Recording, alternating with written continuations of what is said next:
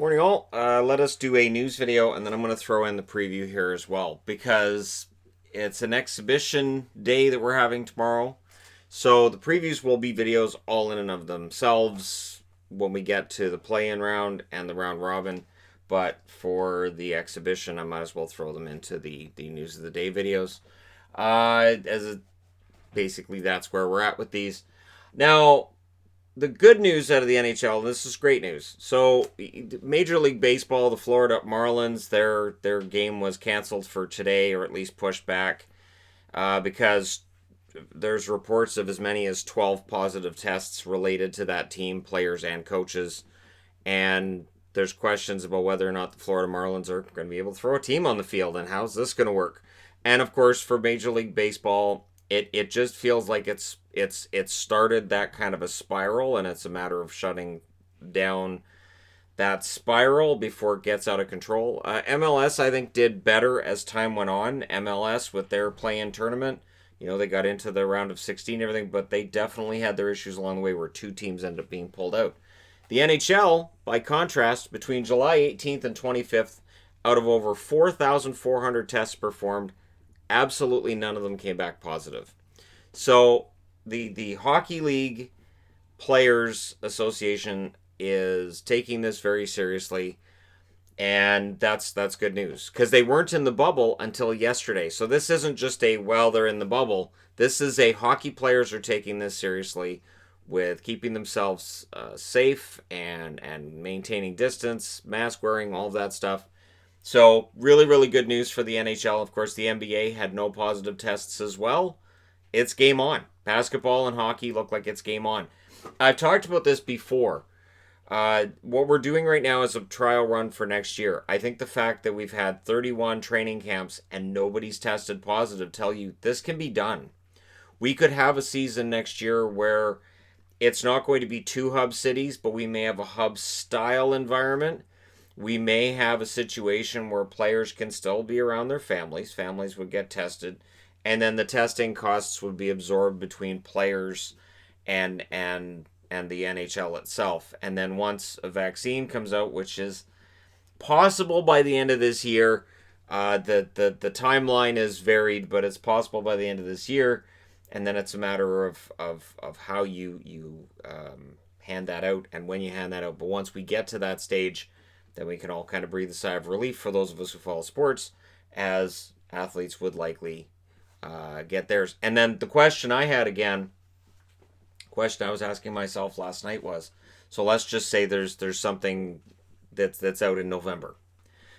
Who gets that first? Well, it's going to be first responders and people who are in the more high risk area of your population. They would get it first. So at what point would pro athletes be in line, and how much blowback would they get if they were one of the first groups that actually ended up getting it? So that's the question I started asking myself last night. So I'm already looking down that rabbit hole and going, how far could this go? Now, speaking of rabbit holes, the Arizona Coyotes, the John Chayka thing. Apparently, the Arizona Coyotes ownership wants Gary Bettman to come in and figure this out. So basically, he's quitting, he's leaving, and the Coyotes are arguing he'd better not be going somewhere else to be a general manager, and he better not have president of hockey operations in his title, because it's right in this contract we have here. He cannot leave for a lateral move to another organization. And this may very well be what caused the split between Chayka and the Coyotes.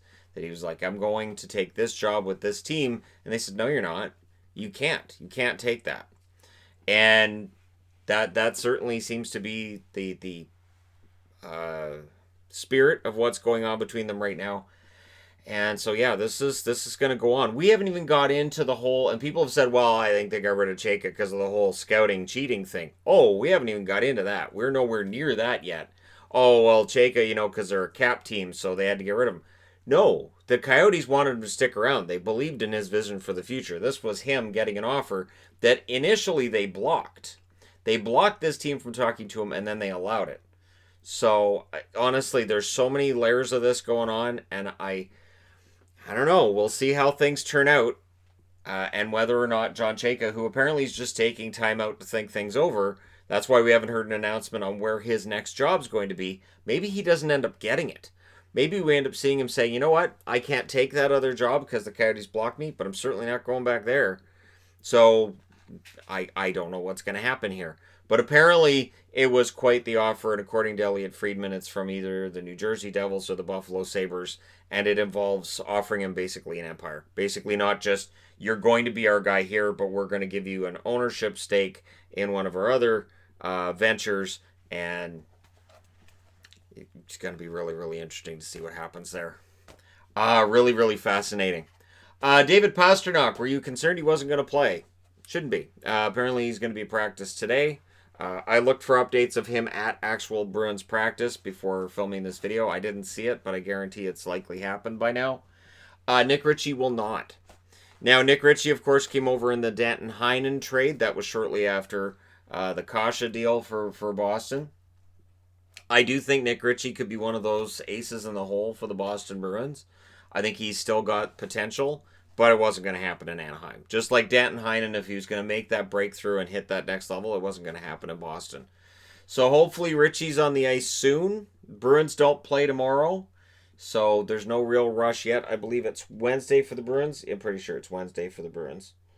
Just looking at it, yeah. Actually, no. I think it's Thursday. Don't they play against Columbus? Anyway, we'll get into that because I'm going to be doing previews. And we're going to start with Pittsburgh and Philadelphia. All right, 1 o'clock Pacific time tomorrow, we will be seeing hockey in the NHL, which is 4 o'clock Eastern. It'll be from the Eastern Hub. Pittsburgh and Philadelphia is a great way to get back into hockey. These teams generally don't like each other. I would expect these teams to kind of be loosey-goosey through the first period, and by the second period they'll go, even though this game doesn't mean anything, we pretty much don't like those guys. October 29th, Pittsburgh won in Pittsburgh 7-1. January 21st, Philadelphia shut out Pittsburgh 3-0. And then January 31st, Pittsburgh beat Philadelphia 4-3 in overtime. So it's a close series during the regular season between these teams. I expect to see some pretty intense action, I would say, in the second and third period between these teams, who may very well meet each other in the first round of the playoffs. And I would absolutely approve of that. That would be great. A Pittsburgh-Philadelphia matchup. Sign me up for that. That would be an amazing round one to the playoffs. And of course, for Philadelphia, this is their one exhibition game before going on to the round robin. For Pittsburgh, this is their last game before they go to the play-in round against the Montreal Canadiens. And we'll see whether or not Crosby plays. And the one thing that I'll be interested to see is how many of these teams are going to be resting guys in the third period. Where maybe a guy comes out, plays the first, second period, and then they go, all right, third period, you're out. We don't want to risk you getting hurt. You're good. You're fine. You're good to go. Toronto. Maple Leafs in against the Montreal Canadiens, 5 o'clock Pacific. I'm remembering why being left-handed sucks with these ledgers. 5 o'clock Pacific between Toronto and Montreal. October 5th, Montreal beat Toronto in a shootout, 6-5. October 26th, Montreal beat Toronto 5-2, and February 8th, Montreal beat Toronto 2-1 in overtime. So Montreal has had Toronto's number. And again, while it's an exhibition game, might be a good look for Toronto to come out and say, hey, we are not going to let Montreal beat us. We know it's an exhibition game. We're going to win this. It'll be interesting to see how Carey Price plays. It'll be interesting to see how the young Maple Leaf players coalesce together. I'll be interested to see how Mikheyev does, because Mikheyev was considered the MVP for the Leafs during the Phase 3 portion of getting ready to start playing hockey again. And so we'll see tomorrow night. Tomorrow night for me, middle of the night for those of you in Europe, and kind of late for those on the East Coast as well, 8 o'clock Eastern time. We will see just what kind of shape things are in for Montreal and Toronto, and whether or not, as Toronto gets ready to play against Columbus, whether or not their defense is going to be...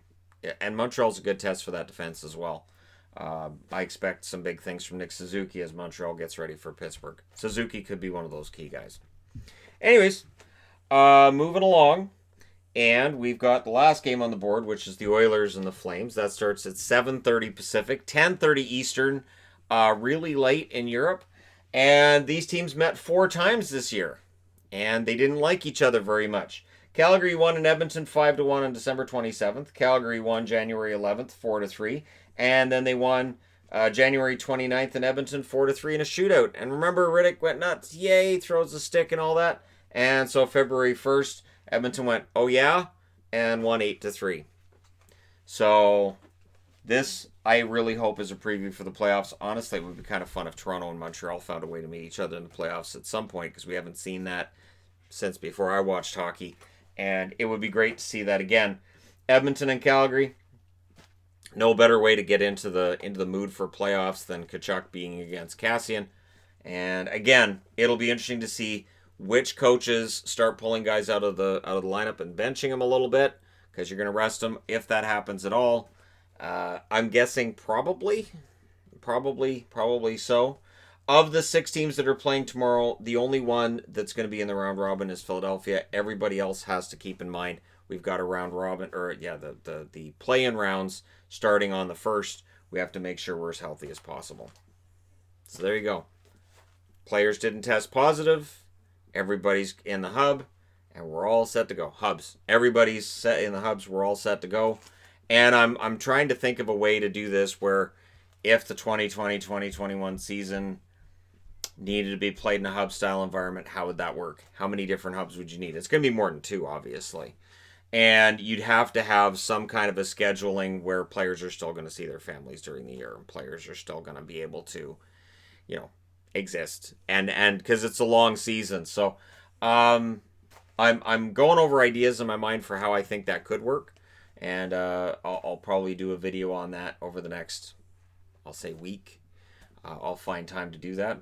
But we're set to go. Tomorrow's the day. Hockey's back. Thank you guys so much for supporting me all the way through since March 11th. Don't forget to hit like and subscribe if you're browsing your way through. You just happened upon this video. And I'm writing timestamps again because it's that time. I will talk to you again soon. And thank you so much for all of your support.